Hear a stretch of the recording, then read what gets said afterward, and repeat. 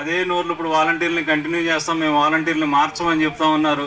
వాలంటీర్లు human trafficking చేశారు, అమ్మాయిలను నమ్మేశారు, అమ్మాయిలని అటు ఇటు ఇచ్చేస్తున్నారు, ఆడపిల్లల్ని విదేశాలకు తరలిస్తున్నారు, పక్క రాష్ట్రాలకు తరలిస్తున్నారు అని చెప్పిన నోర్లు ఈరోజు అదే వాలంటీర్లు మెచ్చుకుంటూ ఆ వాలంటీర్ వ్యవస్థ చేసే పనుల్ని గ్రహించుకోగలిగారు. ఆ వాలంటీర్ వ్యవస్థ లేకపోతే రాష్ట్రంలోని పేద ప్రజలు ఎంత ఇబ్బంది పడుతున్నారో వాళ్ళకి తెలిసింది కాబట్టి మేము వాళ్ళని కంటిన్యూ చేస్తామని అయితే మాటలు వాళ్ళకు చెప్తున్నారు. కానీ ఆధిపత్యం చేయడానికి మాత్రం వెనకాడరు వాళ్ళు రేపన్న రోజుని. అది కూడా ఆలోచన చేసుకోండి.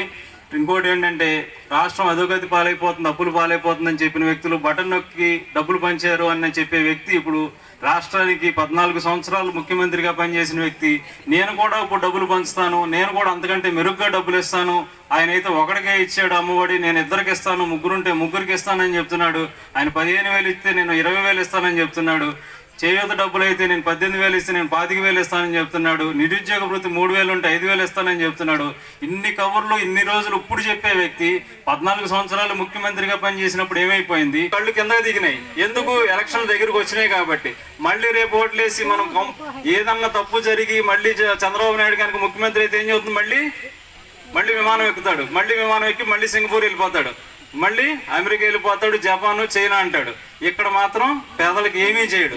ఇన్ని సంవత్సరాల్లో ఇళ్ల పట్టాలు ఇవ్వడం అంటే బీఫారం పట్టాలు లేదా పోలంబోక్ స్థలాలు, చెరువుగట్ల స్థలాల్లో ఉన్న చోట్ల మాత్రమే రెవెన్యూ అధికారులు ఏదో బీఫారం పట్టా రాసి అక్కడ ఉండటానికి, నివాసం ఉండటానికి మాత్రమే మీకు హక్కు కల్పించేవాళ్ళు. అటువంటిది ఈ ప్రభుత్వం వచ్చిన తర్వాత పట్టా భూములను కొని, అంటే పొలాలను కొని దాన్ని విడగొట్టి గజాల్లోకి మార్చి మీ పేరు మీదుగా ఆడపడుచుని లక్షాధికారులు చేస్తారని ఎంతోమంది చెప్తారు. నిజంగా లక్షాధికారులు అయ్యారా లేదన్నది ఈరోజు మీరు అందరికీ తెలుసు, అవునా కదా?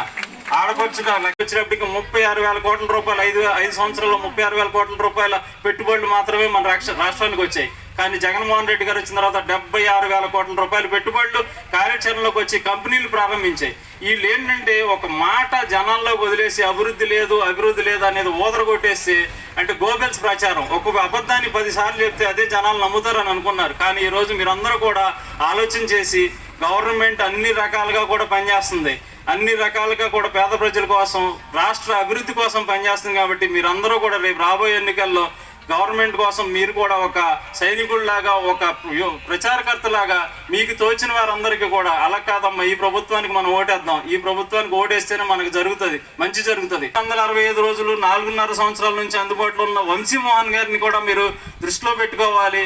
ఎప్పుడు పిలిచినా పలికే వ్యక్తి మన వల్లభనేని వంశీమోహన్ గారు. ఏ ఆపద వచ్చినా కనపడే వ్యక్తి మన వల్లభనేని వంశీమోహన్ గారు. ఆర్థికంగా కానీ ఎటువంటి ఇబ్బంది అయినా సరే నేను ఉన్నానంటూ ముందు నిలబడే వ్యక్తి మన వంశీమోహన్ గారు. ఇటువంటి వ్యక్తిని మనం మళ్ళీ ఎమ్మెల్యేగా చేసుకుంటే రాష్ట్రంలోనే మొట్టమొదటి నియోజకవర్గం, రాష్ట్రంలోనే ఎక్కువ నిధులు సేకరించగలిగిన నియోజకవర్గం, రాష్ట్రంలోనే ఎక్కువ మంది లబ్ధిదారులు కలిగిన నియోజకవర్గం మనకు అన్నవరం నియోజకవర్గంగా నిలబడుతుందని మీ అందరికీ తెలియజేస్తూ ఈ విషయాన్ని మీరు అందరూ గుర్తుంచుకుని రాబోయే రోజుల్లో ప్రతిపక్షాలు కానీ, తెలుగుదేశం పార్టీ కానీ, జనసేన కానీ, కూటములు ఎన్ని వచ్చినా సరే, వాళ్ళు ఎన్ని చెప్పినా సరే, మీరందరూ కూడా ఒక కూటమిగా ఉండి జగన్మోహన్ రెడ్డి గారి సైన్యంగా ఉండి మీరందరూ కూడా గట్టిగా మేమందరూ కూడా ఫ్యాన్ గుర్తుకు ఓటేస్తామని చెప్పి ఫ్యాన్ గుర్తుకు ఓటేసి ఇక్కడ ఎమ్మెల్యే వంశీ గారిని గెలిపించుకొని అక్కడ జగన్మోహన్ రెడ్డి గారిని సీఎంగా చేసుకుందాం. దానికి మీరందరూ సిద్ధమేనా? సిద్ధం అన్న వాళ్ళందరూ ఒక్కసారి చేతి సిద్ధమని చెప్పండి. సిద్ధం. Okay, thank you. ఈ అవకాశం ఇచ్చిన మీ అందరికి కూడా, ఎంతసేపు నా మాటలు విన్నందుకు కూడా అందరికీ ధన్యవాదాలు తెలియజేస్తూ సెలవు తీసుకుంటాం.